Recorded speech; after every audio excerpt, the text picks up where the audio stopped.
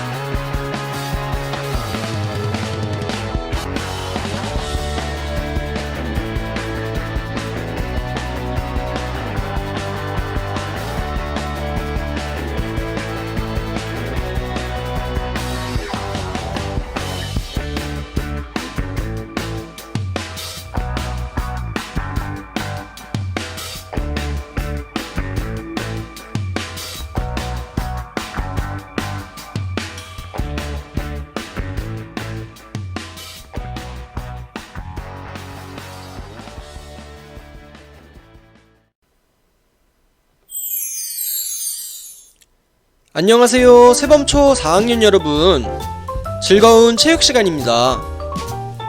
짠! 이게 뭘까요? 맞습니다. 물구나무 서기 하는 선생님의 모습이에요.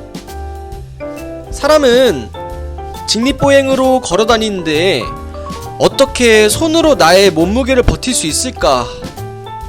물구나무를 아직 해보지 못한 친구들이 충분히 생각할 수 있는 문제입니다. 어떤 친구는 선생님, 그런데 학교에서 왜 물구나무 서기를 배우나요? 라고 물어볼 수도 있겠네요. 그 이유는 바로 우리가 앞전에 배웠던 손 짚고 옆돌기 동작과 연관이 있기 때문입니다. 지난 시간에 배웠던 손 짚고 옆돌기 정말 어려웠죠? 생각한 것보다 잘 안되지 않았나요? 다치지 않도록 집에서 할 때는 부모님이나 언니, 오빠, 형, 동생들에게 도움을 요청해야 합니다. 그럼 오늘 수업의 순서에 대해 알아볼까요? 오늘 수업은 아래의 순서로 진행됩니다. 첫 번째, 지난 시간 배운 내용을 퀴즈로 풀어보아요. 두 번째, 손 짚고 옆돌기를 다시 한번 복습합니다. 세 번째, 물구나무 서기를 보조 운동으로 손 짚고 옆돌기에 다시 한번 도전해봅시다.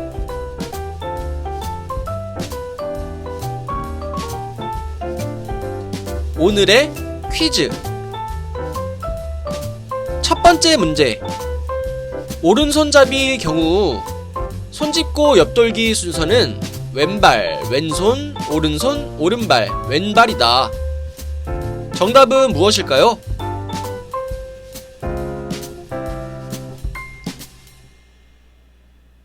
5, 4, 3, 2, 1, 땡. 정답은 5입니다. 오른손잡이는 왼발부터 닿는 거 맞죠? 순서를 잘 기억하고 있었다면 바로 머릿속으로 그려졌을 겁니다. 두 번째 문제. 손 짚고 옆돌기를 잘하기 위한 보조 운동 중 아닌 것은 무엇일까요?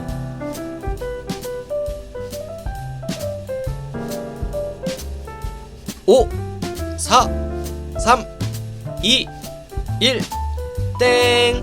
정답은 3번입니다. 옆돌기와 관련이 없는 앞구르기에 해당되는 내용이죠. 오늘도 마찬가지로 실제로 활동을 해보고 기억을 잘해서 문제를 쉽게 풀었을 거라 생각합니다. 그럼 우리 퀴즈는 잘 풀었으니 영상을 통해 손 짚고 옆돌기를 다시 확인해 볼까요?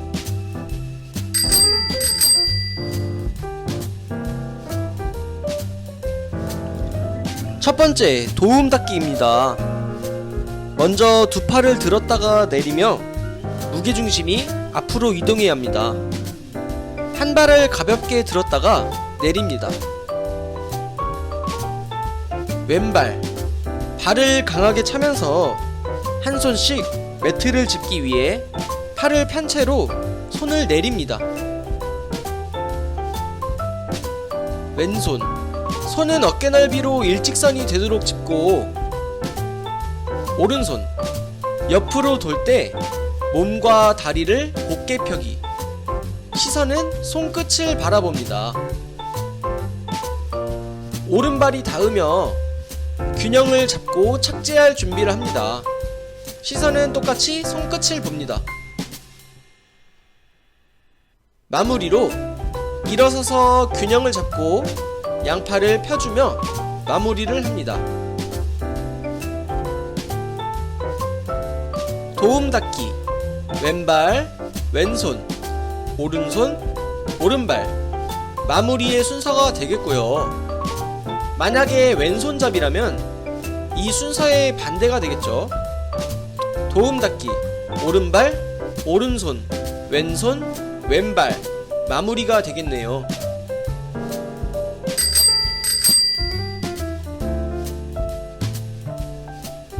다양한 물구나무 서기에 대해 알아봅시다. 물구나무 서기는 무섭기도 하고 어렵기도 해서 4학년에서 성공하는 친구들이 많지 않을 겁니다.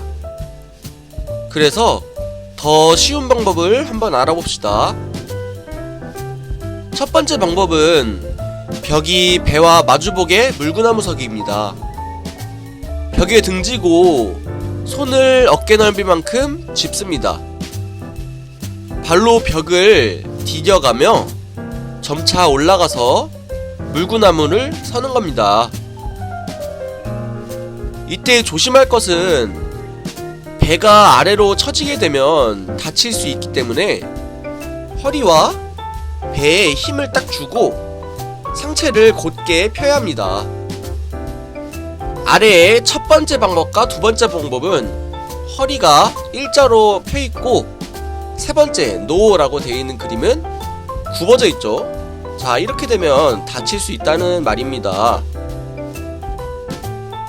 두 번째는 벽에 대고 머리와 팔꿈치가 닿게 물구나무 서는 방법입니다. 벽 아래에 매트나 이불을 푹신하게 깔고 두 팔을 세모 모양이 되도록 짚어 두 손바닥으로 정수리를 잡아 물구나무 서는 방법입니다. 조금 어려워 보이죠? 이때 이마가 닿으면 다칠 수 있으니 정수리가 손바닥에 닿도록 해야 합니다.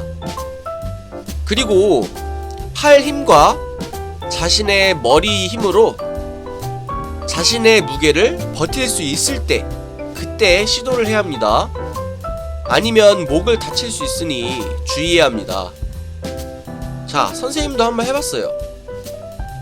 손바닥으로 머리를 받치고 벽에 발을 대보았습니다. 세 번째 방법은 벽에 대고 머리와 손으로 물구나무 서기입니다. 이 경우는 아까 2번보다 팔 힘이 더 필요하겠죠. 3번의 방법이 익숙해지면 여러분도 이렇게 벽에 안 대고 이쁜 자세로 설 수 있을 겁니다.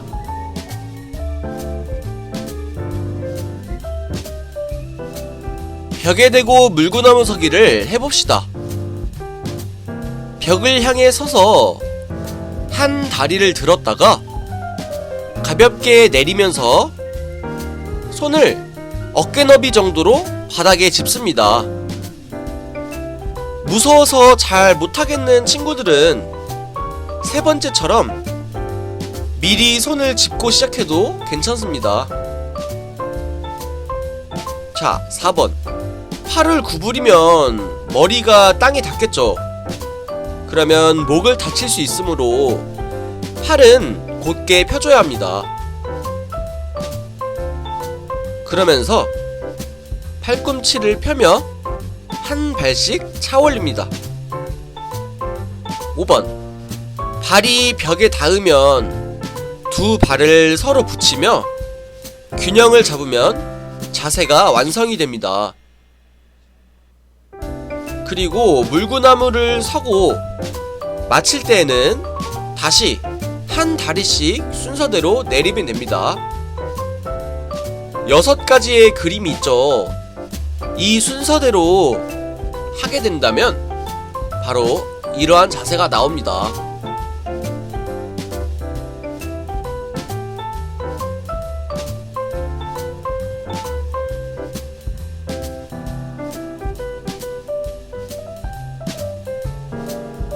선생님은 수업 시간에 항상 말합니다. 뭘까요? 안전하게 체육 활동을 하는 것이 가장 중요하다고 하죠.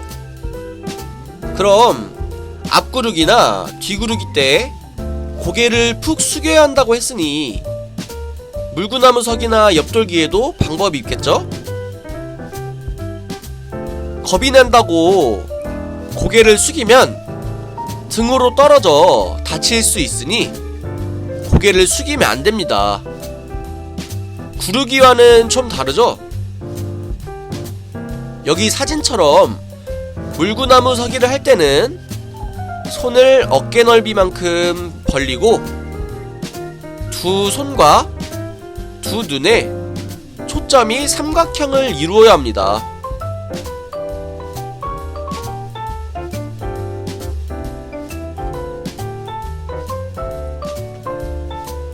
자, 그럼 오늘 수업을 마무리하도록 하겠습니다. 지난 시간에 배웠던 손짓고 옆돌기와 마찬가지로 물구나무 서기 동작도 비슷하게 보였죠? 맞습니다. 같은 원리로 동작을 하는 것인데 처음부터 차근차근 도전해서 학교에 오게 되면 완벽하게 옆돌기를 할 수 있도록 선생님이 도와주겠습니다. 다시 한번, 집에서 할 때는 푹신한 매트, 이불, 주위에 다칠만한 것들은 없는지 꼭 확인하고 안전하고 재미있는 체육활동 하도록 합시다.